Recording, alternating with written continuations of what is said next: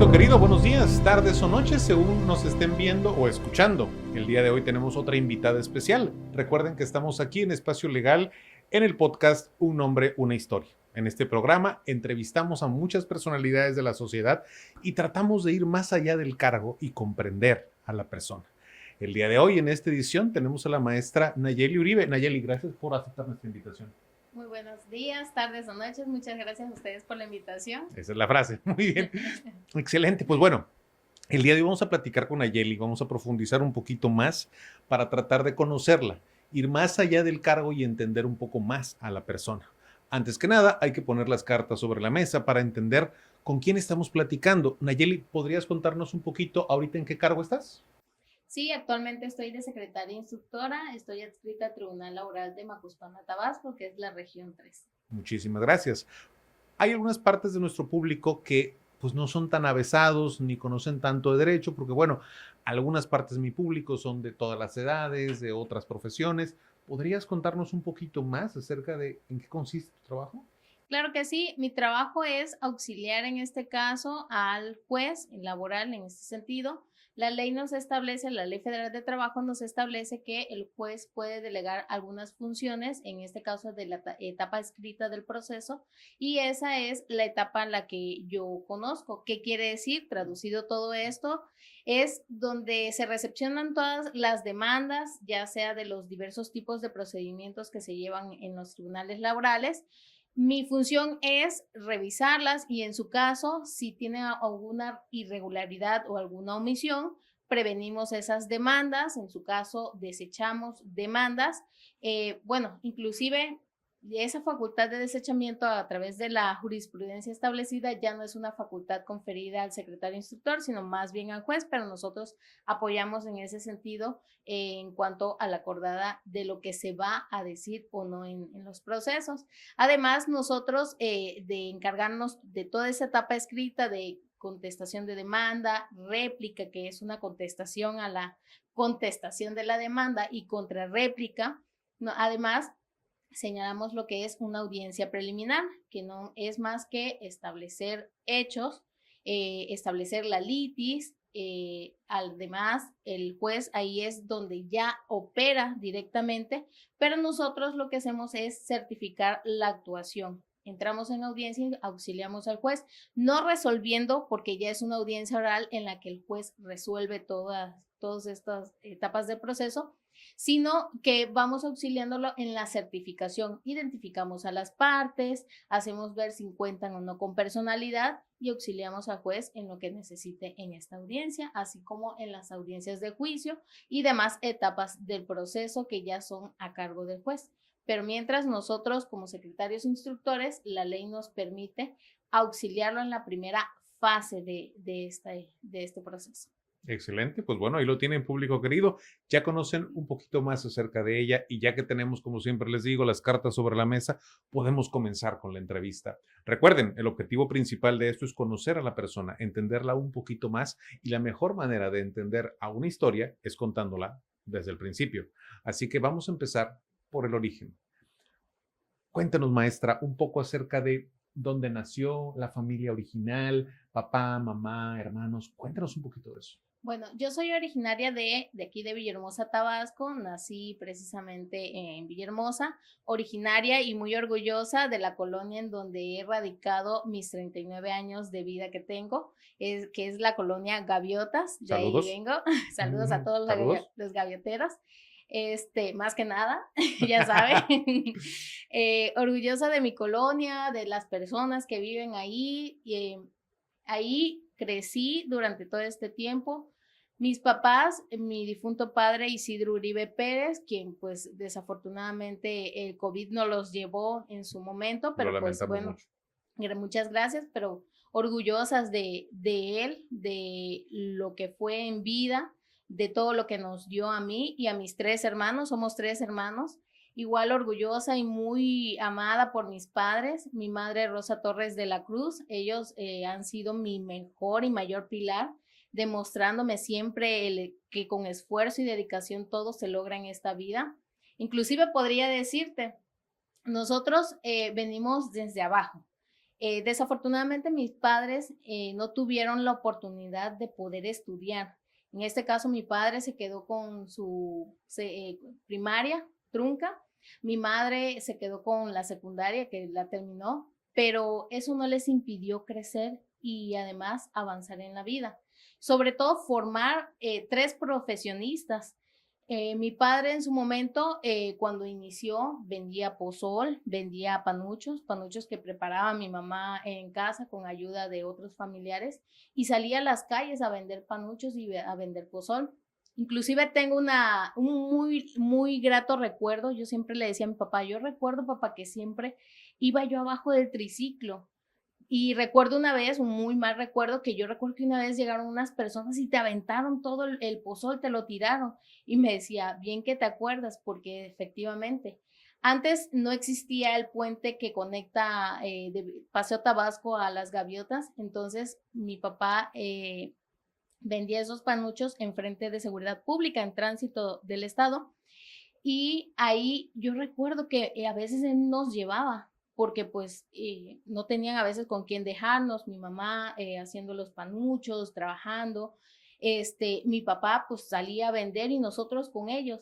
Y hablo de nosotros porque mi hermana Cintia Guadalupe Uribe Torres, mi hermano César Guadalupe, César Augusto Uribe, Saludo para ellos, que están. pero tienen que dar like, compartir y todo, por Por supuesto. supuesto, están al pie del cañón. La verdad es que hemos sido una familia muy unida, precisamente por todas las circunstancias que hemos atravesado en la vida, de Claro. muchos retos, de muchas experiencias que hemos ido adquiriendo.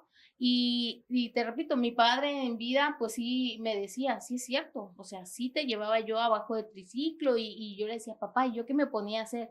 Pues tú te ponías a recoger la basura y todo eso. Ya desde chica ya agarraba yo el esfuerzo, ¿no? De ver de ellos, pues yo también empezaba a apoyarlos en ese sentido. Con el tiempo, afortunadamente, pues mi papá es un hombre, fue un hombre de mucho arriesgue. Y aquí siempre me enseñó, el que no arriesga no gana. En la vida puedes tener muchos propósitos, pero si tú el propósito no lo echas a andar, no vas a saber si te funciona o no. Entonces, en su momento, mi papá puso una taquería porque pues ya mi hermana venía en camino, ya había nacido mi hermana, con posterioridad ya venía yo en camino, entonces él quería darle una vida a sus hijos que no tuvo él, porque él tuvo que dedicarse a trabajar desde chico junto con mis tíos, porque desafortunadamente, pues como en toda familia, hay familias disfuncionales. Mi abuelo no respondió del todo y pues los dejó a ellos chiquitos, 12 hijos en total con mi abuela. Entonces, mi abuela vendía pozol, mi abuela de Gracia, decíamos mamagasha. Entonces, ella vendía pozol. Viendo todo eso, lo que hacía mi abuela por sacar a sus hijos adelante, mi papá decía que él no iba a hacer lo que a él le pasó, no quería darle a sus hijos lo que él vivió. Entonces, él empezó junto con mi mamá a esforzarse muchísimo. Empezaron en una taquería, vendían tacos de asada, de tripa, de ubre, de longaniza, de riñón, de cuerito en su momento, De todo. de todo. Y nuestros primeros pasos para apoyo en ellos, porque ellos nos dijeron que lo que nosotros necesitábamos, no los teníamos que ganar. Pues era, mi papá iba a la central de abasto, por ejemplo, llevaba los domingos que la cebolla, el tomate, el chile, el rábano, todo eso nosotros nos encargábamos de pelarlo, de quitarle las puntitas a los chiles, todo eso, de cortar el papel. Ahorita afortunadamente ya viene el papel cortado, antes ¿No no. venía cortado? No venía cortado el papel de pan, no venía cortado. Entonces, nuestros domingos era eso, levantarnos temprano, ver a Chabelo y empezar nuestras actividades diarias. Despicar rábano, porque si no, pues todas esas verduras, si no le das el trato adecuado, se pudren. Entonces, todo eso los hacíamos el fin de semana, mis hermanos y yo. A partir de todo eso, de todo ese esfuerzo que ellos hacían, pues nosotros también le empezamos a entrar a lo que es el negocio de la taquería. Y todo ese tiempo que estuvimos en la taquería, y con orgullo lo comparto, yo soy una abogada que nací, crecí de una taquería, por eso el esfuerzo que puedan hacer en la venta de vendedores ambulantes, de todo, sí se puede. El querer es poder.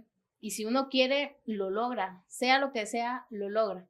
Entonces, en ese sentido, nosotros nos íbamos, nuestros tiempos libres que eran después de la escuela, había tiempo en que nosotros nos íbamos a la taquería a apoyar a nuestros papás, puesto que mis papás salían muy, muy temprano, 3, 4 de la mañana, para poder llegar hasta la taquería, armar todo, una taquería, atender a la gente y pues de ahí volver a limpiar todo y regresar a casa y ya regresaban algo tarde. Entonces nosotros de la primaria, no siempre, porque sería yo deshonesta en decir, ay, siempre nosotros trabajamos en la taquería, no siempre. Nosotros el apoyo que dábamos a nuestros padres era ese, en reciprocidad, porque al final de cuentas de eso se trata, el trabajo. Por supuesto. Pues así soy originaria, tenía una familia de 5 personas, se sumaron más personas, en este caso mi esposo. Estoy en unión libre con él, se llama Carlos Iván López Méndez. Igual, saludos. Saludos. Like y compartir. Que por allá de estar jugando fútbol. Deporte que a mí me encanta también, ya les voy a contar más adelante. Yo me junto con mi esposo y pues afortunadamente estamos en una convivencia muy bien. La que me queda en vida pues es mi madre y es a la que me dedico. Para ella todo es la mayoría de mi tiempo junto con mi esposo que me apoya igual y nos hace, es un hijo más para mi mamá. Gracias a Dios nos apoya muchísimo entonces. Muy bien. Bueno, pues ya tienen la primera parte de su persona, ya tienen los orígenes. Vamos a ir parte por parte. Ahora quiero que entremos a la primaria. Cuéntamelo todo. ¿Cómo fue la primaria? La primaria, la verdad es que fue un camino muy fácil, muy fácil. A pesar de que mis papás se iban a trabajar, mi mamá siempre y mi papá procuraban en las tardes, aún y cuando venían cansados, dedicarnos el tiempo suficiente. Pero también el dejarnos un poco solos, no estar siempre todo el tiempo con nosotros, nos ayudó a volvernos un poco más independientes. Inclusive tengo una tía que es una hermana para mí, Claudia de la Cruz. Saludos también para Claudia. Ella, como es un poco mayor que nosotros, ella nos apoyaba muchísimo, nos atendía, nos cuidaba. El tiempo que mi mamá y mi papá no estaban, ella estaba al tanto de nosotros. Además de todos mis demás familiares que afortunadamente viven alrededor de mi domicilio. Digo, vivimos muy cercanos, unos al lado de otros. Entonces, el tiempo en la primaria tengo una anécdota, siempre, Adelante, nunca la olvido. Yo era, como le decía, muy noble o llamándolo coloquialmente, era muy tonta, ¿no? En la primaria. Recuerdo que para un septiembre nos hicieron llevar los maestros una banderita. En ese entonces, como yo cumpleaños en septiembre, soy del 15 de septiembre, me dieron mi banderita, pero pues nada más teníamos el papel y en qué lo poníamos. Mi mamá pues cortó un palo de escoba, un poco grueso, y me dio esa banderita, la pegó ahí y me fui. Recuerdo que tenía unos amigos que eran muy, muy traviesos y esos amigos una vez, como no llevaron su banderita, me quitaron la mía. Entonces yo lo que hice fue irme a llorar, estaba yo en tercero de primaria, me fui a llorar y mi hermana, que estaba en sexto de primaria, me encontró llorando. Uy. Fue algo, me río ahorita a estas alturas, ¿no? Porque al final de cuentas entendí que fue ella la que me enseñó a defenderme un poco más en la vida.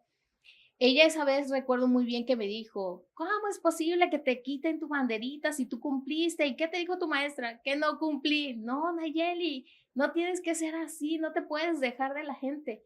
Y recuerdo que ella me dijo, ven para acá. Y nos fuimos a buscar al niño que me había quitado la banderita. Muy pobre niño. La verdad que sí. Y ella, pues vio que el niño tenía la banderita ahí en la mano hasta jugando y dice, oye, esa banderita no es tuya, es de mi hermana, que no sé qué. Y el niño le decía, y dice, ¿cómo que y? Y me dice, mi hermana, ¿se la quitas tú o te pego a ti? Y yo, ok. Está bien. No entendía yo mucho, así como que, o sea, tú me vas a pegar a mí, ¿por qué no le pegas al niño si él me la quitó, no? La historia de un giro muy extraño en este punto. Sí, y me dice, no, ¿se la quitas tú o te pego a ti. Y yo así de que, no, pues yo no quiero que me peguen. Y se la arrebaté las manos. Cuando yo la arrebaté las manos, me dice, ¿viste qué tan fácil es defenderte en la vida? Y yo así me quedé de que el niño no hizo absolutamente nada. Se quedó parado nada más viendo cómo yo agarraba la banderita y me iba con mi banderita, ¿no? Entonces, desde ahí yo dije, yo no me tengo por qué dejar. No me tienen por qué quitar mis cosas. Si yo sé con qué esfuerzo me lo están dando mis papás, ¿por qué me tengo que dejar, no? A raíz de ahí empezó a tomar mi vida otro sentido. Me empecé a volver un poco más determinada. Los niños que me hacían travesuras, yo ya no me dejaba de ellos. En su momento, pues no existía la palabra bullying, ¿verdad? Pero en su momento me hacían y yo era otro machito igual que ellos. Yo no me dejaba, me daban ellos, yo les daba también. Entonces, esa fue el parteaguas que a mí me marcó para no dejarme en la vida, ¿no? Sobre esos actos. Y pues ya lo restante, me gustaba estudiar, estaba siempre, para mí era estar en el cuadro de honor. No sé, siempre fue una competencia conmigo misma, demostrarle a mis papás que yo podía, que a pesar de que ellos no tenían el tiempo, pues, no porque quisieran, sino porque la necesidad los llevaba a que estuvieran trabajando, yo me encantaba estar en cuadros de honor. Y mis papás, con lo poco que hacían, a veces lo que hacían es me recompensaban. La primera vez me recompensaron con un balón de fútbol. Eso fue en sexto de primaria. Cuando mis maestras, un saludo a mis maestros también, que han sido parte de la formación de la persona que hoy soy, el maestro de educación física hizo un torneo mixto, tanto de hombres como de mujeres, y siempre como en todas las escuelas, ¿no? Hay siempre como que detallito entre los grupos, ¿no? La competencia. Entonces nos tocó a nosotros armar el grupo, en el grupo, el fútbol femenil con el grupo B, y competimos, y esa vez les ganamos. A raíz de ahí sentí tanta emoción que cuando ya pasé yo a la secundaria, fue en ese momento cuando me topé con un grupo de niñas jugando y al maestro de educación física, saludos también al licenciado Juan, al maestro Juan, y es maestro, hasta doctorado tiene, me acerqué a él junto con la maestra Dani, que eran los dos profesores de tanto del turno matutino como del turno vespertino. Me acerqué a él junto con otra amiga que ha sido mi amiga desde ese entonces, desde la secundaria, Elia Camacho. Ella, nos acercamos y nos invitaron, estando apenas en primero de secundaria, nos invitaron a jugar. Y yo dije, órale, pues ya jugué un torneo, ya gané, no pasa mucho con las patadas, no duele tanto, pues yo también quiero jugar. Y empezamos a entrenar. La verdad es que la vida en la secundaria fue mi mejor etapa, la etapa que más recuerdo, la etapa que más he vivido.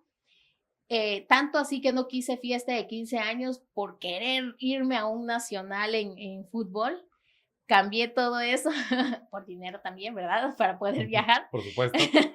Ok, cuéntamelo todo. Entiendo que la secundaria significó mucho para ti.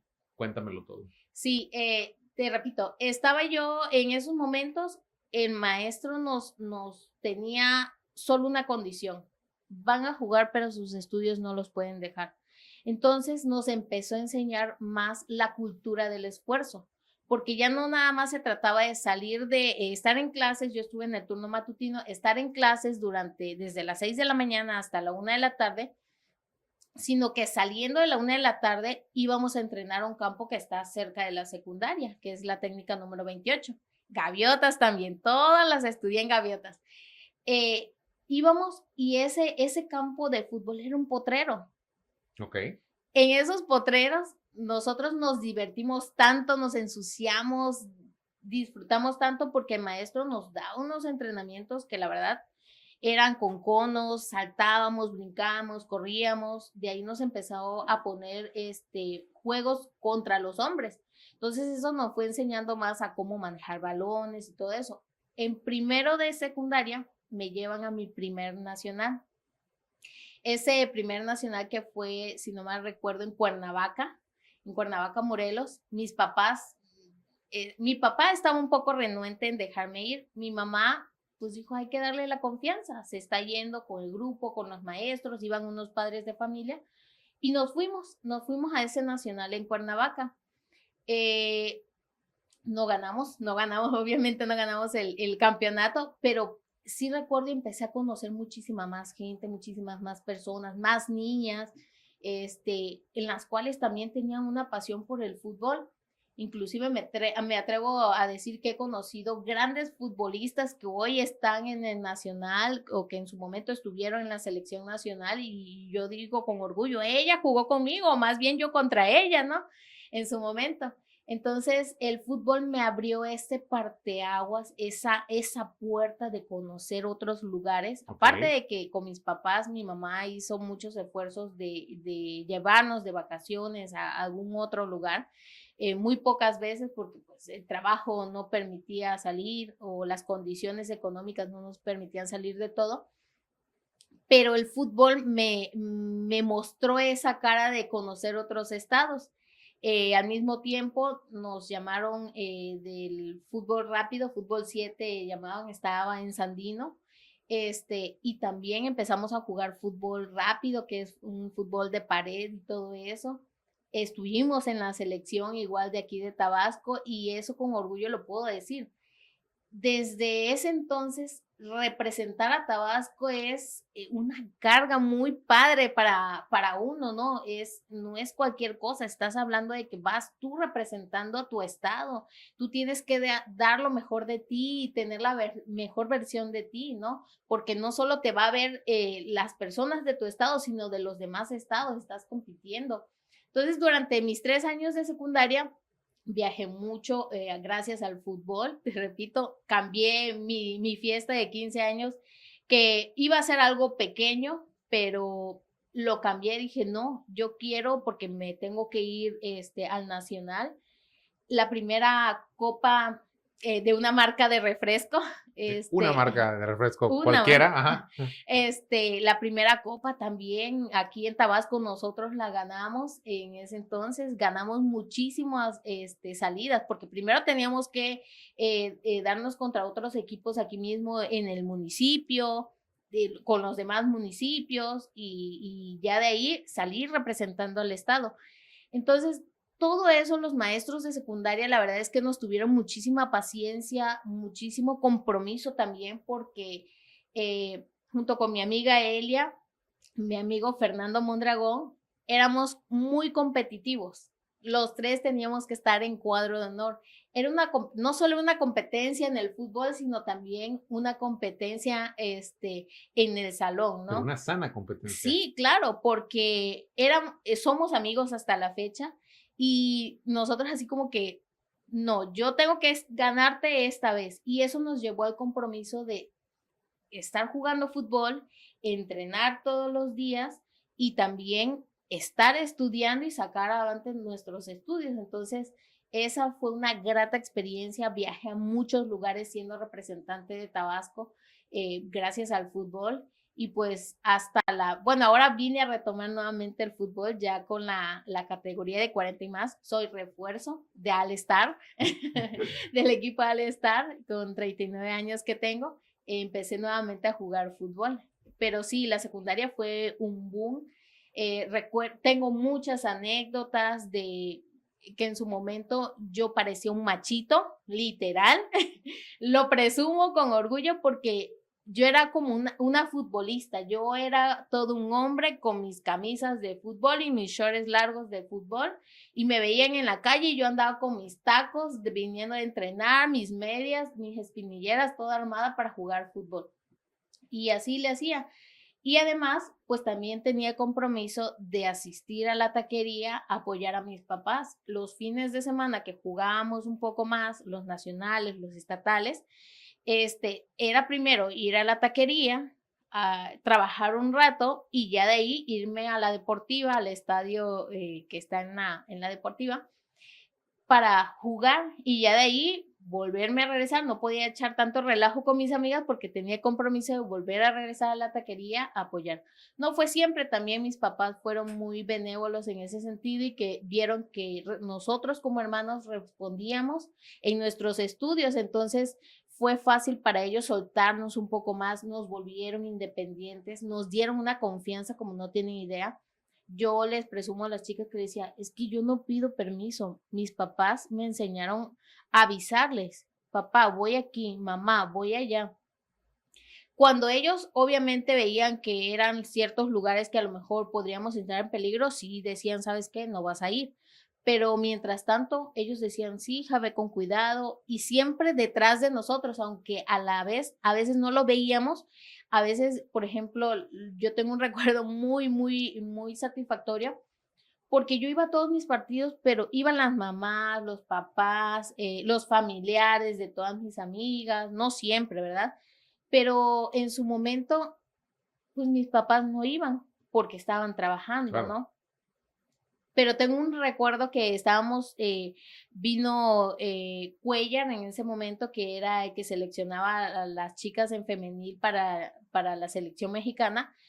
Y yo dije, pues vamos a probar, nos invitaron a todos, vámonos todas. Aunque no sea yo la mejor jugando, pues yo le echo ganas. Y el no ya lo tengo, vamos por un sí. Y no pasa nada si me vuelven a decir que no, porque pues ya tenían un no, ¿no? Entonces, en ese entonces yo recuerdo a mi papá, que lo vi de lejos hacia la entrada del estadio donde estábamos ahí en pruebas, que nos vinieron a visorear. Y yo ahí como que, wow, o sea, veniste, ¿no? Ya me viste que sí juego, ves a qué me dedico, ves lo que me gusta, que es un hobby que a mí me encanta mucho el fútbol. Yo, no, por la lateral. Y a veces compañeros me dicen, ¿sí sabes de fútbol? Yo, sí, ya lo jugué y me encanta, pues. Es eso lo que hemos hecho durante la secundaria. Maravilloso, suena una época preciosa, de verdad.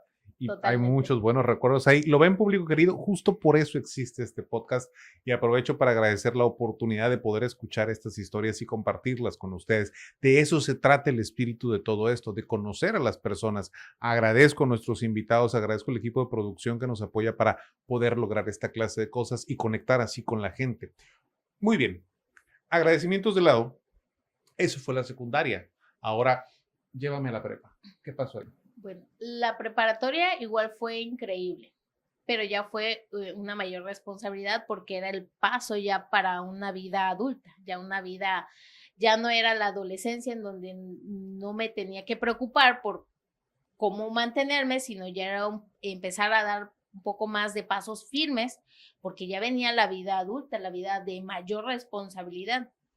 En la prepa, igual, gracias al fútbol, un maestro yo le propuse al maestro y al director en ese entonces, en la prepa, el plantel 30 en turno vespertino, no existía el fútbol, nada más existía el equipo de fútbol varonil, pero el femenil no. Entonces, como varias de mis amigas de la secundaria quedaron en la prepa, pues yo dije, ¿por qué no armamos el equipo? Porque nosotros atrás había una canchita y nos poníamos a jugar en ese entonces con los varones y con varones de otros grados más grandes que nosotros inclusive. Y con ellos hicimos amistades como no tienes idea. El fútbol nos ha llevado a relacionarnos con diferentes personas, tener esa amistad, tener mayor empatía hacia toda la gente realmente, porque pues, todas las personas somos cabezas de mundos distintos, de diferentes formas de pensar, pero el fútbol es la misma pasión la que te lleva. Entonces, en la prepa yo recuerdo igual a mis maestros, ahí es donde ya decidí estudiar la especialidad, me fui a derechos humanos, ya sabía yo más qué es lo que quería estudiar y también me apasiona la contabilidad. No soy contadora, siempre ha sido mi propósito estudiar contabilidad, me gustan los números, me gusta esa parte de la administración también, pero en su momento no he decidido estudiarlo. Yo creo que es un poquito más de no tener decisión en ese punto. Pero en la prepa sí, el maestro de educación, perdón, el maestro de física, no de educación física, el maestro de física fue el que habló con el director y conmigo en su momento. Y sí, igual iniciamos el fútbol. en el equipo de fútbol, la selección de fútbol. Ahí en ese entonces igual hubo un torneo de colegios de bachilleres, nos tocó ir a otros municipios, el Cobatap nos apoyó en ese entonces, nos dio el camión, el transporte para ir. Y pues yo con orgullo pude decirle al director en ese entonces, ¿sabe qué? Director, aquí está lo prometido, el trofeo, porque esa vez sí ganamos el torneo. Le dije, aquí está lo prometido, mire, gracias por apoyarnos, gracias por confiar en nosotras, porque pues somos todo un equipo, no nada más es Nayeli Uribe hablando, ¿no? Éramos todo un equipo porque una podía hablar, pero si las demás no respondían, el equipo pues no se da. Entonces, en ese momento, en mis estudios, exactamente lo mismo. Me ha gustado estudiar mucho. Siempre he dicho que cuando uno debe conocer en dónde es su talón de Aquiles. Y si yo ya conozco mi talón de Aquiles, es donde más tengo que trabajar. Por ejemplo, yo le decía a una amiga, si a ti no te gustan las matemáticas, entonces es donde más tienes que trabajar, porque es algo que no te gusta, que no vas a buscar, que en algo, en una materia en la que no vas a salir bien, pero porque en lo que te gusta vas a salir bien en calificaciones. Entonces, ese era mi reto siempre. En contabilidad me encantaba, igual mis maestras en ese entonces, encantada del portafolio, cómo lo llevaba, y pues igual la misma vida de trabajar en la taquería, de apoyar a mis papás en ese sentido, y digo apoyar porque al final de cuentas más bien era ellos apoyándome a mí, Claro. enseñándome a trabajar en la vida, de lo que sea. Yo me seriaba, yo hacía de todo en la taquería. Y no me da pena hasta cuando las competencias se empezó a dar en la taquería, las ventas pues nunca son iguales siempre. Entonces yo siempre hasta gritaba, a mi papá le decía en el choco, tenía un sombrerón grandísimo, yo me ponía el sombrero y le decía, sí, ay, pásele, pásele, ¿qué le damos? ¿Qué le servimos? Y desde todo ese tiempo en la taquería he estado muy cercana a la gente, siempre en el servicio a los demás. Y es muy bonito cuando la gente el día de mañana o en el día de hoy te dicen, yo te conozco, muchos policías y muchos tránsitos en su momento, ay, tú eres la Choquita, ¿y qué pasó con tu papá? Y ya les doy la mala noticia, ¿no? En su momento, pero pues bueno, es bonito que te recuerden, porque en su momento pues nosotros le servíamos, decíamos, ¿cuánto quiere? Que si hay, que le damos. Entonces, toda esa parte hasta la prepa ha sido muy bonita en mi vida. Mis estudios también he sido muy competitiva y más con mi hermana. Mi hermana se volvió mi competencia también, en el sentido de que yo tenía que demostrarles que como ella por naturaleza un poco más nata se le daba muy fácil las calificaciones, yo tenía ese compromiso, esa competencia con ella de poder decirle a mis papás, mira, yo también puedo y puedo más que ella, ¿no? Entonces, yo no he buscado rivales fuera, mis propios rivales los tengo dentro de casa en ese sentido y no le puedo llamar rivales, sino mi propia inspiración, Eso. porque ellos me han inspirado realmente a crecer, a dar pasos más largos, a arriesgarme y en lo que me ha arriesgado en la vida ha sido muy padre, porque no siempre se me da, no siempre ese riesgo termina con un buen sabor de boca, con una buena, como tomarlo como una buena decisión, sino que a veces no se dan las cosas, pero agradezco a Dios que me da las cosas que son buenas en mi vida y las que no, pues también lo agradezco porque por algo no me las da también, en ese Ok. sentido. Muy bien, querido público, hemos llegado a la mitad de esta entrevista. Y bueno, como es costumbre en este podcast, siempre a la mitad de esta entrevista, antes de pasar a la parte profesional, hacemos un par de preguntas interesantes sobre la persona. La primera pregunta, bueno, normalmente es el hobby, que ya nos quedó perfectamente claro que es el fútbol. Pero bueno, la siguiente Así es. pregunta es, Nayeli, en tus momentos más oscuros, en las partes más dolorosas y tristes, ¿a quién buscabas? ¿En quién te aferrabas en los momentos más oscuros? En mis momentos más oscuros siempre me he aferrado a Dios. No voy a hablar de religión, sino más que nada de un pensamiento. Respeto el que cada persona crea en distintas imágenes, semejanzas, pero siempre he dicho que creer en eso es creer en Dios. Y no pasa nada con creerlo. Cada quien su fe la pone en distintas imágenes y es válido, ¿no? Mis momentos más oscuros siempre han estado mis papás. Sí hemos tenido momentos muy difíciles. A mí ya en su momento me habían desahuciado en el 2014. De tanto estaba yo trabajando en Tribunal de Ejecución de Sanciones Penales, a su vez estábamos ahí mismo a cargo de Tribunal de Adolescentes y de Ejecución de Adolescentes. Llevábamos 3 tribunales a nuestro cargo con el mismo personal. Como fue parte de la reforma en su momento a la ley de ejecución, que pasaba ya no solo de la Dirección General de Reinserción Social y pasaba todo al Poder Judicial, nos tocó esa parte en la que uno de mis momentos más oscuros fue que me enfermé. Agradezco a una amiga porque yo pedí en su momento, cuando estaba yo trabajando, pedí a 2 compañeras que estaban ahí que me llevaran al hospital, que me sentía yo muy mal. Estaba yo casi acostada en el escritorio en posición de feto con un dolor muy fuerte. Y esas 2 personas se negaron a llevarme. Afortunadamente tengo una tocaya que la vida la ha visto de otra forma y cuando se enteró, porque yo he platicado con ella y dije, ¿cómo te enteraste? Y dice, no, dice, fue fulanita de tal a decirme, ay, allá se está revolcando de dolor y tú crees que sea así, o sea, que no creían que mi dolor era bastante, ¿no? Y ella se paró y me dijo, Nachale Uribe, dijo una palabra altisonante y me dijo, vámonos de aquí. Y ella fue el ángel que Dios me mandó en ese momento. Si ella no me hubiera sacado en ese momento de ese tribunal, yo no hubiera llegado, le habló a mi mamá, me llevaron a un doctor particular porque nosotros pues no contábamos, en ese entonces, por parte de mis papás no contábamos con seguro, pero por parte de la institución ya teníamos seguro. Pero nunca había yo asistido a mi seguro, no había tenido necesidad de ello. En ese momento que ella me llevó, el médico le dijo, no, ¿sabes qué? Es la vesícula, pero algo más está pasando por dentro y aquí no te puedo tener.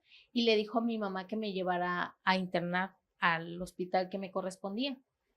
Esta amiga no se fue de ahí, sino que al contrario, mi mamá estaba nerviosa, que hacía, que me daba o qué sé yo, y nos llevó a las 2. Me bajaron en urgencias y ella ahí siguió. Ella fue la que le avisó a mis jefas, que mis jefas no se dieron cuenta. Estaban en una reunión y por lo tanto no se habían dado cuenta.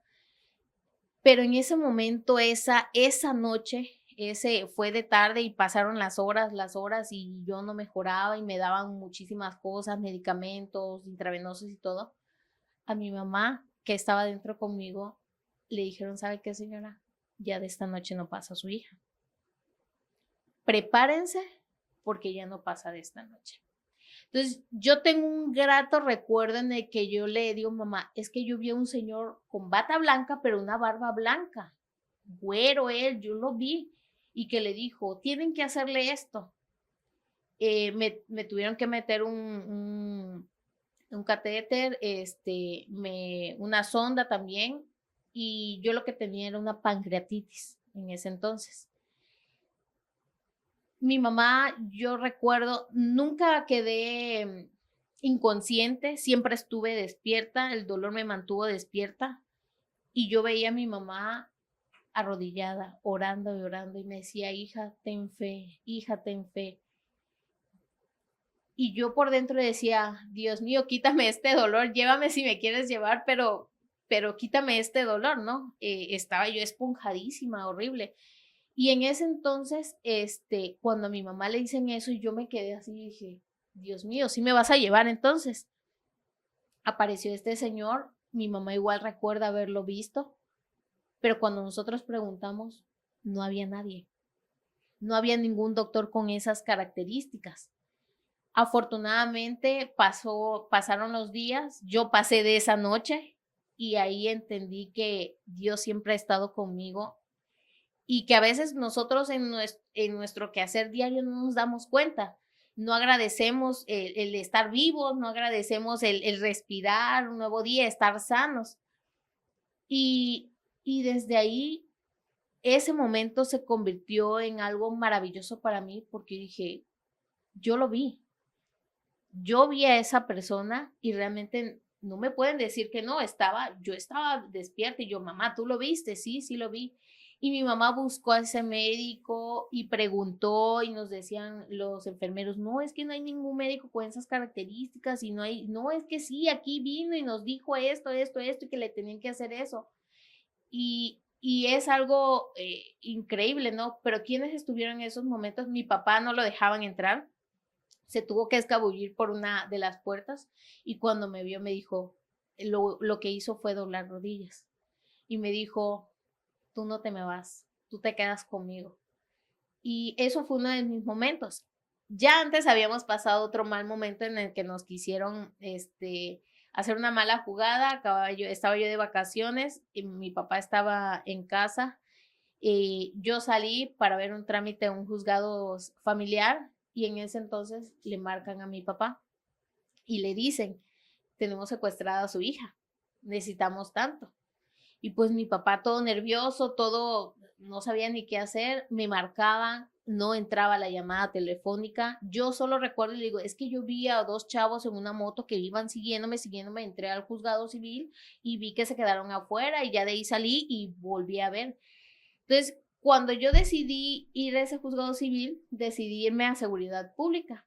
Cuando agarra y me ve una tía y veo policías en la taquería y todos parados y qué hacer y esto y lo otro, y me dicen, hija, estás bien. Y yo, ¿qué pasó? ¿Qué fue? Tu papá. Y yo, ¿qué le pasó a mi papá? ¿No? Y me dice, no, es que tu papá está en una plaza cerca de seguridad pública porque ahí lo citaron y le pidieron dinero y pues ahí todo lo que tiene y alhajas y lo que encontraron, porque pues no tenían la cantidad que ellos pedían, pero hasta su camioneta, que era su medio de transporte para el trabajo también, me decía mi papá en ese entonces, ve a verlo. Y yo no dudé en ir a ver a mi papá. Afortunadamente, siempre insisto, Dios ha estado con nosotros. La policía me fue siguiendo, nos fuimos a la plaza se llenó de policías porque pues conocían a mi papá, no, hay que apoyar al Choco, como que le secuestraban a la hija. Y pues ya la hija estaba aquí y no encontrábamos a mi papá en esa plaza y ya llegaron pues policías que están vestidos de civil también, empezaron a buscar y lo vieron caminando, pero yo vi a mi papá pálido, mi papá era moreno, y lo vi pálido, entonces igual, pues mi familia ahí estuvo siempre, ha estado siempre en mis peores momentos. Y pues yo he perdido familia, pero siempre he tratado de que hacer caso a lo que mi madre me dice en vida, porque ya muerto ni llorar, ni para llorar es bueno, ¿no? Entonces, he tratado de no tener tanto apego con tantos familiares porque a mí no me gustan las pérdidas. No, como he sido competitiva, no me gusta perder, siempre me gusta ganar, ¿no? Entonces, otro momento tan oscuro que me tocó fue la muerte de mi papá, porque ya fue algo tan cercano. Perdí a mis abuelas, nunca conocí abuelos, nunca tuve esa figura paterna de abuelos, pero lo que sí me tocó vivir con mis abuelas y demostrarme qué tanto se puede en la vida, que no importa que uno esté sola o que esté acompañada en la vida, se puede hacer de todo y se puede luchar por todo, ¿no? Por Por lo que supuesto. uno quiere. En su momento, mis familiares, mis tíos, ya después de que mi papá lo tuve internado en casa, lo tuve en casa porque los hospitales estaban súper saturados, llegó el momento en el que yo siempre me autoculpaba, hasta últimas fechas me autoculpaba, porque no pude hacer más por mi papá, por sacarlo de esa situación del COVID. Pero mi mamá me dice, es que lo sacaste en el tiempo adecuado. Como ya no habían tanques de oxígeno, eh, contraté un aparato que pues hacía las funciones del oxígeno, pero tenía que estar conectado a la electricidad. Mi papá con el pasar de los días, pasaban 15 días y mi papá no recuperaba, al contrario, más bajaba la oxigenación, más pasaba el tiempo. lo que hizo en su momento es de que ya esa máquina de oxigenación no le daba. Entonces yo hablé con mis hermanos no viven aquí en Tabasco, estoy prácticamente sola con mi madre aquí, pero ellos a la distancia están muy pendientes. Entonces me tocó hablar con mis hermanos vía videollamada y tomar una decisión en conjunto en el que pues al final de cuentas era yo la responsable de tomar, hacer funcionar o de poder ejecutar esa solución que en su momento nosotros encontramos. Eh, Hablamos a la ambulancia porque ya no le daba el oxígeno, se lo llevan y yo lloré como no tienen idea porque decían, no, es que no se lo debieron de haber llevado, yo debí de haber buscado de dónde sacar un tanque de oxígeno para que le dieran. Cuando en la noche se fue la luz por 2 horas, no venía la luz y en su momento lo que tanto lloré y que yo me autoculpaba, ¿no? De haberlo sacado de casa para que se lo llevaran a un hospital, llegó mi respuesta, porque si yo no lo hubiera sacado antes, algo le iba a pasar ahí en ese momento. Desafortunadamente, para nosotros, ¿no? Como familia, lo perdimos. Después de un mes de estar en el hospital. Lo perdimos días después de mi cumpleaños. Yo siempre he estado contenta y feliz en la vida. Disfruto cada cumpleaños, lo celebro, así sea con lo mínimo lo celebro porque es un año más de ganancia, es un día más de ganancia en la vida, ¿no? Fue el primer cumpleaños que no celebré. Y yo decía, no hay nada que celebrar, ¿no? Él falleció un 26 de septiembre. Pero hoy en día yo puedo estar tranquila con un dolor de posibilidad no tenerlo porque él y mi madre son mis brazos fuertes. En toda mi oscuridad que he tenido en la vida, en las pocas veces de oscuridad, ellos eran mi porra, eran los que me sacaban avante. En cuando yo consideraba y yo le decía, mamá, papá, no me dejen que vuele, aterrícenme siempre. En los trabajos, aún y cuando por escalafón he ido con exámenes de posición, he ido ascendiendo, yo decía, no me dejen volar, no me dejen que se me suba lo que le decíamos, a mí no se me puede subir porque al final de cuentas sigo siendo un ser humano y nadie es menos que yo ni más que yo, todos somos iguales. Entonces, perder a esa figura paterna que me decía, hey, mira, acuérdate que vas a tratar a la gente, que tú prometiste tratar a la gente como a nosotros, como quieres que nos traten a nosotros. Y ese ha sido un estandarte para mí en el servicio que he tenido en mi carrera profesional, en mi vida laboral, que más adelante les contaré por qué esa decisión de tratar, yo trato a la gente como quiero que en su momento traten a mis papás, fue lo que me llevó a estar en el servicio público, a ser una servidora judicial pública, ¿no? Pero afortunadamente y gracias a Dios tengo a mi madre, que sigue siendo mi auxilio, mi socorro, siempre con la ayuda de Dios, pero ellos dos han estado junto con mis hermanos en mis momentos más crudos, más oscuros y siempre Dios por delante, ¿no? Pero he vuelto a festejar la vida, he vuelto, después de eso, 2022 no quise festejar cumpleaños tampoco, no quise pastel, no quise absolutamente nada, porque ya no era igual. Pero afortunadamente mi madre me hizo ver algo. Mi papá estaba preparado. Mi papá fue un hombre de fe que se preparó para la muerte. Y es difícil hablar de esto. Mi padre decía, es que nosotros celebramos la vida, el nacimiento de alguien más. pero no, lo que debemos de celebrar es la muerte, porque es la espera en la resurrección, la espera en ese despertar. Entonces, decía, nosotros como seres humanos a veces estamos mal, nos preparamos para vivir, pero si el ciclo de la vida es morir, ¿por qué no prepararnos para morir también? Entonces, es algo que yo traigo así como que muy en mente de consejos que ellos me daban y decir, sí es cierto, nos preparamos para vivir en la vida, para ser profesionistas, para ser muy buenos en nuestros trabajos, pero para morir nunca, nunca está una persona preparada. Y mi papá sí lo estuvo. Entonces, eso sí me queda un poco de consuelo de que mi papá se preparó con la fe que él tenía y que nos inculcó mucho, mucho eso. Entonces, es con lo bonito que yo me quedo y con lo que en mi momento de debilidad, disculpen ustedes, soy un ser humano también que Para nada. siente, pues eso me ha ayudado a salir adelante y a disfrutar y a seguir dando de mí en vida, siempre en vida, porque ni yo ni mis hermanos podemos quejarnos, podemos llorar de que a mi papá o a mi mamá en vida no les dimos, no, todo en vida. Ya después no hay más que dar.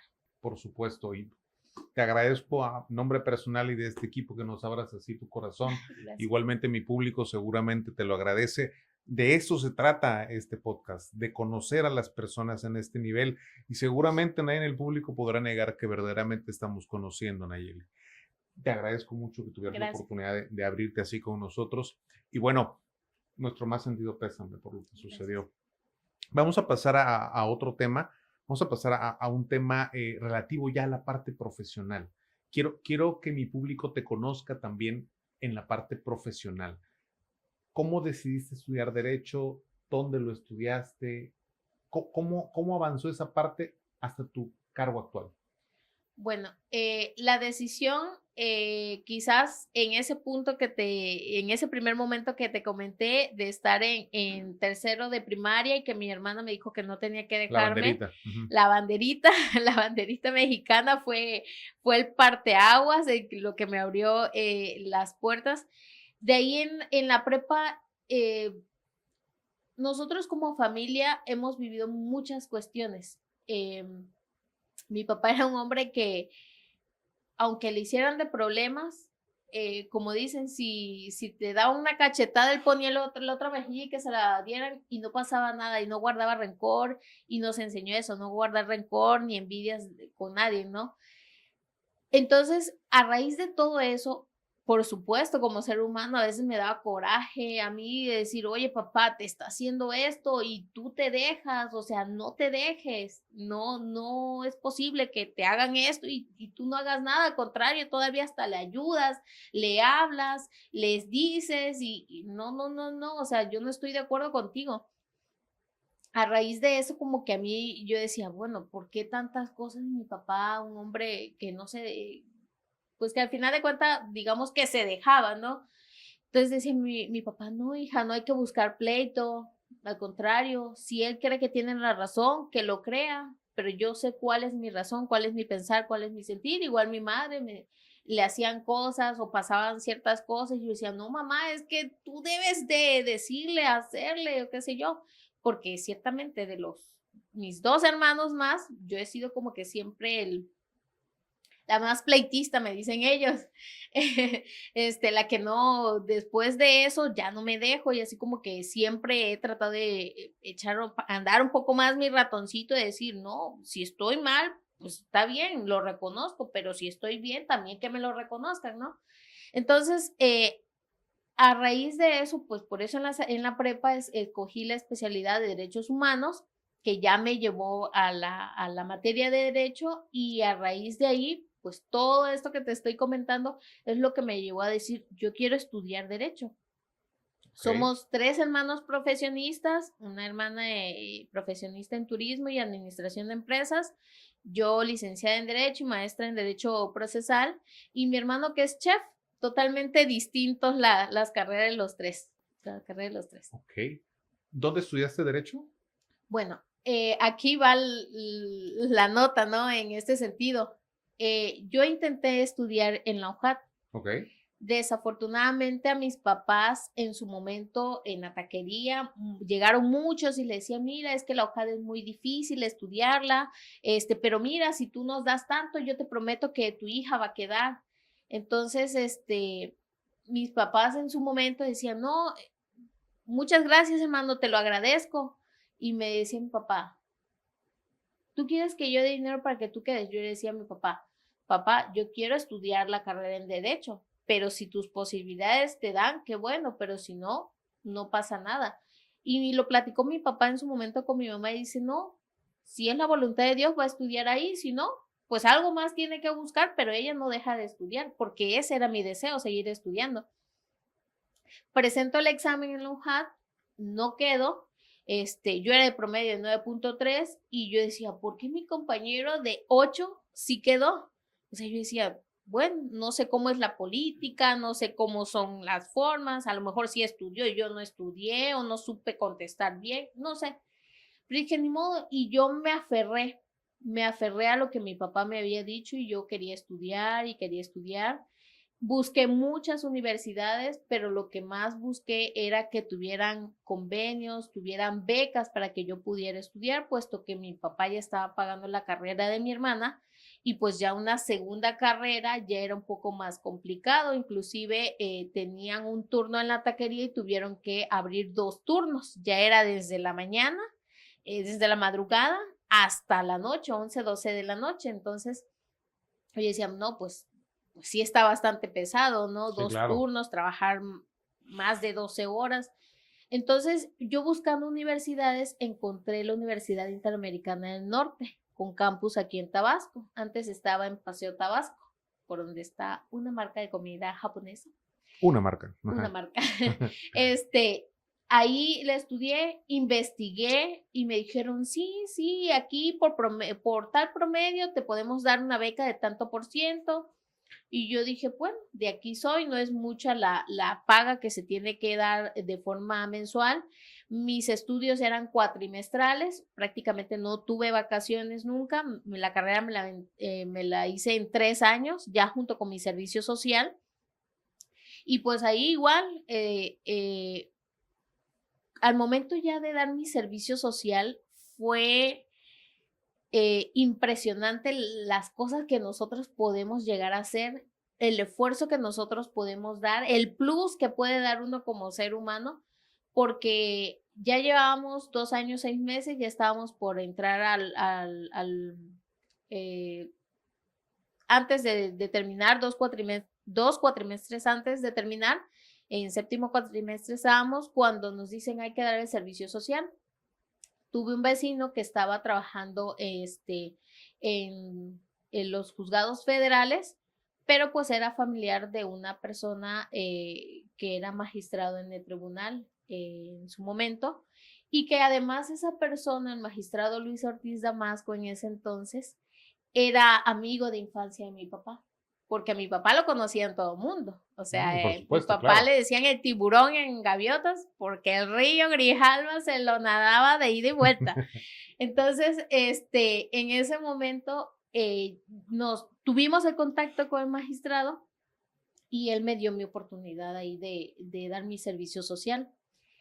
En ese entonces mi mamá decía, yo lo que más te puedo dar a ti es que estudies computación e inglés, porque así también se lo dieron a mi hermana y vieron que a mi hermana le funcionó muchísimo.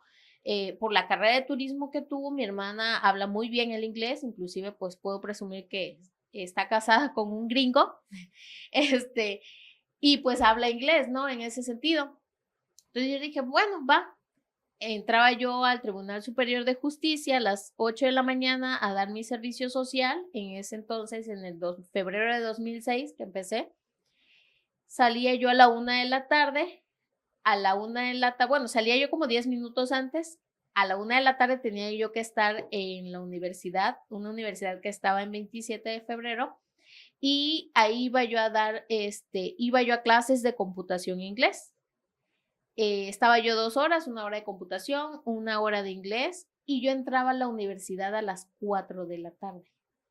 porque estaba bien el turno de la tarde. Primero estuve en turno matutino, pero pues ya en séptimo me tuve que cambiar de turno. Y ahí eran las clases de 4 de la tarde a 10, 11 de la noche, dependiendo la materia. Entonces, la cultura del esfuerzo siempre la hemos tenido por delante, de que sí se puede, porque, o sea, vengo ahorita, hago mi servicio social, me voy a la otra escuela, estoy estudiando computación, me paso a la clase de inglés, salgo, agarro mi transporte, o sea, la combi, agarro la combi, me voy a la universidad, pues estudio y ya de ahí salgo 10, 11 de la noche, me voy a mi casa y en ese inter tenía yo que hacer mi tarea porque al día siguiente era volver a regresar a las 8 de la mañana. Y pues gracias a Dios se pudo. O sea, a veces le presumo a mis compañeros de trabajo que igual varias chicas que eran ingenieras y ahorita son licenciadas, que yo les decía, es que sí se puede seguir estudiando, sí se puede seguir trabajando, sí se puede. Nada más es que uno realmente se diga, sí puedo hacerlo y quiere hacerlo y sí se puede. Entonces, eso es lo que a mí me llevó a estudiar derecho, todas las cuestiones que pasamos, y yo decía, yo quiero estudiar derecho.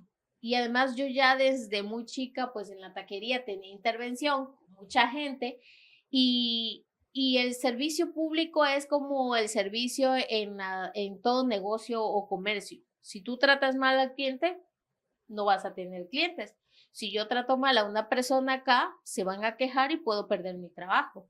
Entonces, trato como quiero que traten a mis papás. Ok.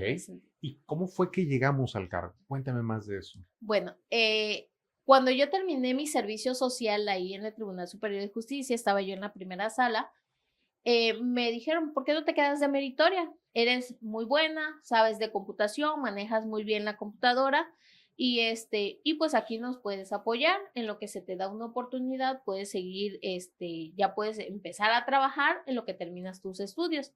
Estuve 2 años de meritoria porque pues desafortunadamente o afortunadamente, porque así es la vida, nos da lecciones que a veces nosotras no las entendemos en el momento, sino las venimos a entender después. Pasan 2 años dando mi servicio, siendo meritoria, yendo a trabajar sin que me pagaran nada, pero aprendiendo, porque ese era para mí el pago, el seguir aprendiendo. No, nadie te viene a dar tan fácil la enseñanza para que tú aprendas a hacer las cosas en un órgano jurisdiccional.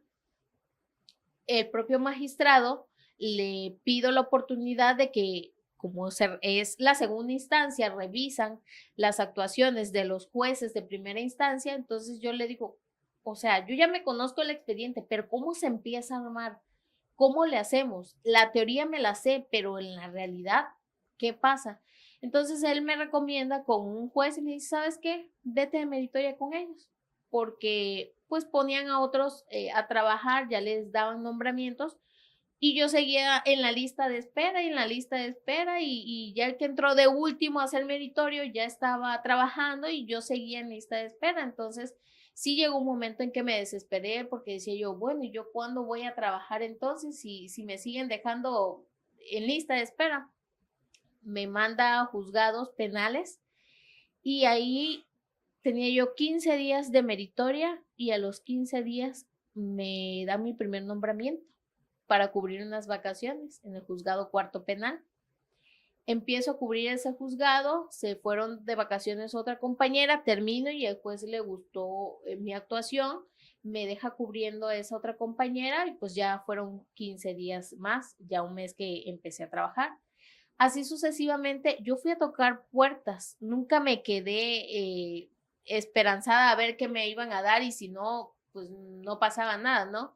Me tocó ir a hablar con el líder sindical en ese entonces, decir que quiero la oportunidad, denme la oportunidad de demostrar quién soy, qué sé y qué puedo hacer en su momento. Como en todo trabajo, hay gente muy buena que te enseña sin esperar nada a cambio. La mayoría de secretarias eran empíricas. Yo mi reconocimiento y admiración a todas ellas, Claro. que sin haber estudiado una carrera, conocían y sabían muchísimo más de derecho de lo que uno que había estudiado podría conocer en su momento, ¿no? Porque la práctica te lleva a conocer un poco más de lo que la teoría te muestra. Entonces, llegó en su momento en el que yo me atreví a ir, me mandaron a cubrir juzgados cuarto, juzgado tercero, juzgado quinto, juzgado sexto penal. Me dio la oportunidad de conocer a la mayoría de jueces que estaban en el penal tradicional en ese entonces y me atreví a tocar la puerta con un juez porque venía ya, ese espacio venía estando libre, pero como que no querían soltar ese espacio, no querían mandar a cubrir a nadie. Me tocó tocar la puerta con el juez Rafael Mendoza Álvarez, mi reconocimiento, saludos a su esposa, desafortunadamente el juez se nos fue este año, si no me recuerdo. Nuestro pésame. Y él fue el que me dio la oportunidad ya de cubrir un poco más, sin conocerme, sin saber, sin haber preguntado nada. Llegué, me senté, tenía yo en ese entonces 22 años, 23 años más o menos, si no me recuerdo, y me dijo en ese entonces, ¿quieres trabajar? Yo sí, pues vengo a pedirle la oportunidad. Ok, va. Y le habló al líder sindical en ese entonces y le dijo, ¿sabes qué? Ya tengo para cubrir este espacio, pómela. Y sí, me tocó conocer a excelente secretaria judicial, la licenciada Mauri, a mi amiga y compañera mecanógrafa en ese entonces, Lili, una señora empírica, que mi respeto y admiración para todas ellas. No se quedaron, para empezar, siempre, todas las lecciones de vida las he ido aprendiendo. Cuando me dijeron que se iba a cubrir ahí, se me acercó una persona y me dijo, no sabes lo que hiciste, en ese lugar nadie dura, la secretaria judicial es el de lo peor, es un ogro, la otra también, no tienes idea dónde fuiste a pedir una oportunidad, mira que por eso nadie estaba ahí. Pero mis padres siempre me han enseñado a que no debo dejarme llevar por lo que dicen otras personas, porque el día de hoy yo puedo decir que cada quien baila el son que le toca. Si yo no sé bailar, entonces no puedo ir a pedir la oportunidad, al menos que quiera aprender a bailar, pero tengo que ser sincera. No sé bailar, quiero que me des la oportunidad de aprender a bailar. Y ese fue mi argumento. Yo dije, bueno, no importa, todo lo contrario de lo que me dijeron mi jefa, la secretaria judicial, licenciada Mauri. No me llamaba Nayeli, me llamaba Nena. Nena así me decía, y nena, vamos a hacer esto, nena, vamos a hacer lo otro. Mi compañera mecanógrafa, que era la que acordaba, a mí me pusieron a llevar diligencias, o sea, de cara a cara con los reos, con los detenidos, llevar todas las diligencias, testimoniales, declaraciones preparatorias en su momento. Todo me lo fueron enseñando ellas, sin pedirme nada a cambio. Y a cambio yo lo que decía, bueno, si ellas me están enseñando, yo me tengo que esforzar. Y fue todo lo contrario a lo que me dijeron. El día de hoy yo puedo decir, ella fue una de mis maestras, mi compañera fue una de mis maestras, empíricas, platicaban y son personas que están por acá escribiendo y platicando por acá, pero acá están razonando y haciendo acuerdos sin problema alguno. Y ahí es donde digo, sí, las mujeres podemos hacer muchísimas más cosas a las veces, es cierto, ellas pueden hacer muchísimas más cosas a las veces y es algo que he aprendido también a hacer. A veces estoy con mis compañeros y estoy por acá escribiendo, razonando algo y estoy escuchando y te despierta esos sentidos, los sentidos empiezan a agudizar un poco más. A partir de ahí fue que empecé a presentar exámenes de oposición. Ya estaba yo terminando Subiendo.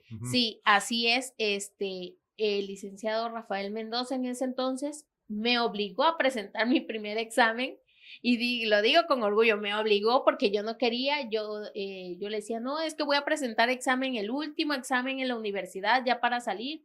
Me dijo, no pasa nada, tú preséntalo, si no lo pasas, no pasa nada. Y allá va Nayeli Uribe a presentar el examen y efectivamente no lo pasé. Era el primer examen ya a computadora. No tenía yo idea de qué venía. Había un temario, pero yo decía, o estudio para mi examen final para salir de la universidad, o estudio para esto otro. Entonces, mis padres siempre me han dicho, tienes que ver cuáles son tus prioridades, qué necesitas en la vida. Y para ello, lo que hice fue darle prioridad a mi examen para poder titularme de la universidad, que pues afortunadamente fui el mejor promedio de la universidad. Nuestras felicitaciones. Me dieron mi reconocimiento en el Esperanza Iris y es padrísimo el que te reconozcan el esfuerzo, la dedicación que uno le pone. Igual tuve excelentes compañeros, no se quedaron tan alejados del promedio, pero pues sí estábamos ahí muy buenos compañeros que he tenido y amigos que quedan para siempre, ¿no? Y que hoy son profesionistas, mis respetos para ellos. Presento nuevamente el examen para actuaria judicial y lo paso. Esa fue una etapa excelente. Paso ese examen de actuaria judicial. Yo empiezo a hacer, antes lo que tenía la carrera judicial es que te mandaban a cursos prolongados en los cuales los mismos jueces te enseñaban, te daban clases y te enseñaban ya qué hacer o qué no hacer en cada caso, cómo hacer cada una de las actividades que uno hacía. De ahí empecé a presentar más exámenes. Afortunadamente en el 2012, que se dio en 2008 la reforma en materia penal y que aquí en Tabasco operó hasta el septiembre de 2012, yo puedo decir con orgullo, fui una de las pioneras en iniciar ese nuevo sistema junto con otras compañeras y era un doble esfuerzo porque estaba yo de actuaria en Macuspana, Tabasco, y de ahí lo que hacía yo es que al mes que me dieron a cubrir, me trajeron al centro juzgado de paz.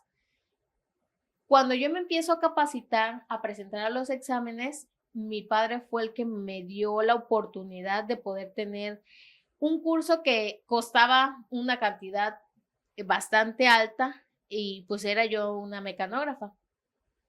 Me dieron un reconocimiento, el propio presidente en ese entonces del tribunal me mandó a capacitar a Veracruz ya con maestros que venían de Estados Unidos, porque decía, miren, ella que es una mecanógrafo pudo inscribirse y pagar el curso. Entonces, desde ahí me tomaron en cuenta para el nuevo sistema porque pedían, dentro de las inscripciones, piden tener ciertas horas de capacitación y yo ya contaba con esas horas de capacitación.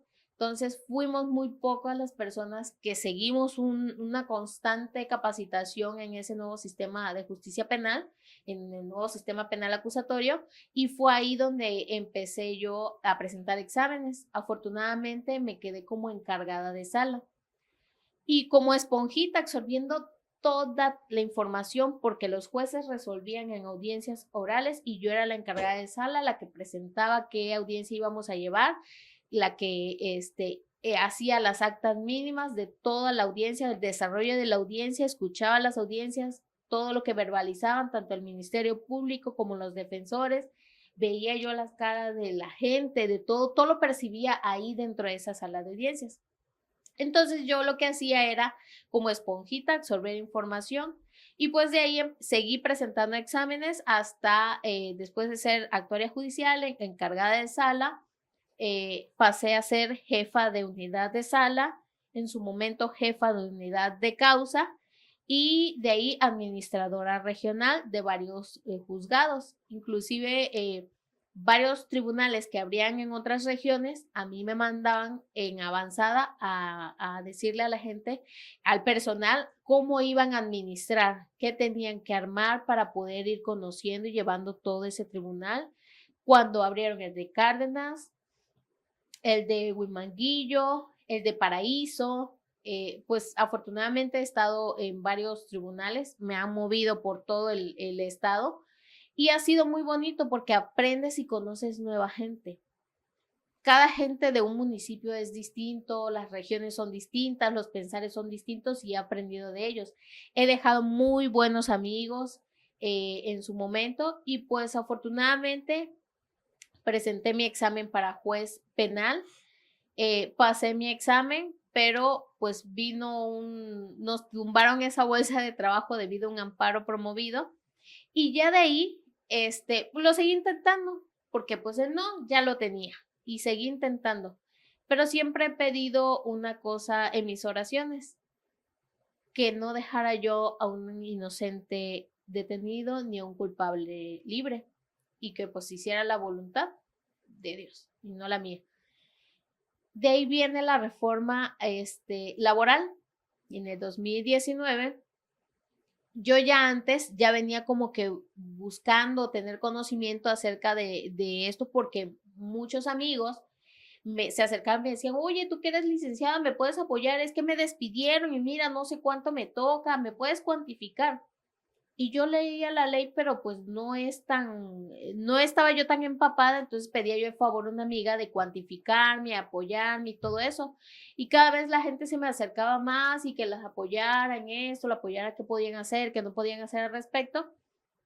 Y yo decía, bueno, viene la reforma que pasa a ser parte del Poder Judicial y yo nuevamente vuelvo a levantar la mano y dije, yo voy, ya inicié un sistema penal, ahora me toca iniciar un sistema laboral, ¿por qué no? Y me empiezo a capacitar, nos tocó en parte de COVID a capacitarnos en línea, más capacitaciones, presentar examen. Mi primer examen no lo pasé, la mayoría no lo pasamos, pero debido a que la mayoría no lo pasamos, lanzan una nueva convocatoria a los 2 meses, si no mal recuerdo, un mes, no fue mucho tiempo en lanzar la convocatoria, y ahí es cuando ya paso mi examen para secretaria instructora, que es el puesto actual en el que yo estoy. Y pues de ahí para acá, cursos, capacitaciones, después del horario laboral, nos tocaron momentos en los que, pues como todo lo novedoso, pues a veces no se tienen muy bien marcadas las líneas de qué no hacer y qué sí poder hacer. Nos ha tocado ir del acierto al error también, porque no habían tesis ni jurisprudencia que nos dijeran los magistrados del colegiado si estás bien, no estás bien, lo que estás haciendo. Todas esas jurisprudencias han venido saliendo ya en el Inter ahora, pero por la experiencia de que lo que han ido promoviendo en amparo han ido resolviendo y fijado ya criterios. Entonces nosotros ya seguimos capacitándonos porque el derecho es evolutivo, nunca se detiene. Si nos detenemos, nos quedamos obsoletos Por supuesto. totalmente. Y lo que hacemos es seguir capacitándonos después de los horarios laborales, inclusive el propio Poder Judicial está ya fijando dentro de los horarios laborales capacitaciones continuas. Es esa como he ido evolucionando en toda mi carrera profesional. Magnífico. Es claro que hay una larga y vasta experiencia en todo eso. Ok, Nayeli, ahora, 2 preguntas importantes. La primera, ¿cómo nos vemos a futuro? A futuro, con las constantes capacitaciones, yo auguro un buen futuro en el que siga yo en el servicio a quien demanda ese servicio. Yo en la experiencia que he tenido laboralmente, las personas no llegan porque quieren estar en puertas de autoridades, inclusive la gente es lo que menos quiere, estar en puertas de autoridades. Pero ¿qué pasa? En nuestras manos está esa gran responsabilidad de las cuestiones en las que ellos acuden a nosotros y que no pudieron ponerse de acuerdo en este caso con las personas que demandan y vienen con nosotros a darnos esa responsabilidad a nosotros para que nosotros digamos quién tiene la razón y quién no la tiene. Inclusive podría decirte que en su momento ya me dieron la oportunidad de cubrir como juez. Fue una cosa maravillosa la conciliación, no tienes idea de cómo se ha dado el ver a la gente irse contenta, partes actoras, partes demandadas, irse contentos porque a través de la conciliación logramos resolver los asuntos sin llegar más allá de un juicio, sin seguir más allá de un proceso que a veces tiende a ser un poco más largo. Y digo largo, aunque los procesos ahora se recortaron mucho, que son hasta 6 meses, pues 6 meses es un término largo en el que pues uno podría decir, para mí es corto como autoridad el resolverte un proceso en 6 meses, pero para las personas que llegan ahí a solicitar el servicio pareciera una eternidad. Entonces, más adelante me sigo viendo como profesionista, no voy a dejar de estudiar, no voy a dejar de capacitarme para lo que estudié, pero sí auguro un buen futuro, no solo para mí, sino para la mayoría de mis compañeros en ese sentido. Si a nosotros nos gusta el servicio, hay que dar un buen servicio. Si no nos gusta, entonces estamos en el lugar equivocado. Me gusta esa idea, me gusta esa forma de pensar. Ahora, ya para cerrar mi entrevista, mi público es muy variado, de todas las edades, todos los estratos sociales, todas las profesiones. ¿Algún mensaje que tú le quieras dar a mi público? Sí, más que nada a los jóvenes que aún se encuentran estudiando cualquier materia, decirles no dejen de estudiar, siempre estén constantes, nunca se queden, nunca lleguen a quedarse en el estado de confort que a veces llegamos a tener, porque el estado de confort no nos deja avanzar más allá. Miedo vamos a tener todos en la vida, para todos los aspectos de la vida, pero el arriesgarse es muchísimo mejor para conseguir un sí que seguirse quedando con el no. Entonces, seguir estudiando, capacitándose, esforzándose en cualquier rama, materia o cualquier tipo de trabajo que ustedes tengan, siempre fíjense la meta de ser el mejor. El mejor no con el vecino, no el mejor con cualquier otra persona que ustedes consideren sus rivales. El mejor en lo que ustedes hacen y consigo mismo, que sea una satisfacción personal, porque eso es lo que nos va a caracterizar en la vida. La satisfacción personal de ser mejores cada día y hacer nuestro trabajo para vivir de la mejor manera posible. Excelente mensaje, muchísimas gracias. Gracias. Público querido, ya la escucharon una vez más, hemos ido más allá del cargo y conocido a la persona. Les agradezco mucho que hayan estado conmigo, pero sobre todo, muchísimas gracias por aceptar esta invitación. Querido público, esto ha sido Un Nombre, una Historia. Yo soy Luis Granados, gracias por estar conmigo en esta nueva edición. Síganme en la próxima, permítanme estar con ustedes, pero